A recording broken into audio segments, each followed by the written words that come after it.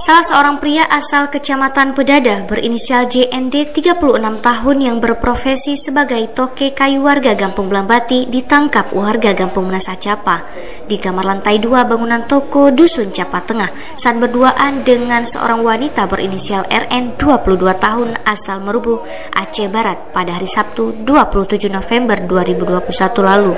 Sementara RN berstatus istri orang. Fakta di lapangan terungkap, kasus dugaan mesum diselesaikan sepihak oleh perangkat Gampung Menasa Capa dengan cara perdamaian di Polsek Kota Juang, tanpa melibatkan suami dari RN dan perangkat Gampung RN tersebut. Secara hukum, suami RN lah yang mempunyai kewenangan sepenuhnya dalam kasus ini, apakah suami RN setuju atau tidak proses perdamaian. Namun kejadian di lapangan suami RN tidak dilibatkan. Suami RN menuntut kasus ini dibuka kembali agar diproses sesuai hukum Kanun Jinayat nomor 6 tahun 2014. Ia merasa dirugikan dan ingin mendapatkan keadilan. Ia juga mengaku bahwa sudah melaporkan kejadian tersebut kepada pihak kepolisian. Dari Banda Aceh, Auliana Rizky, Dialeksis TV.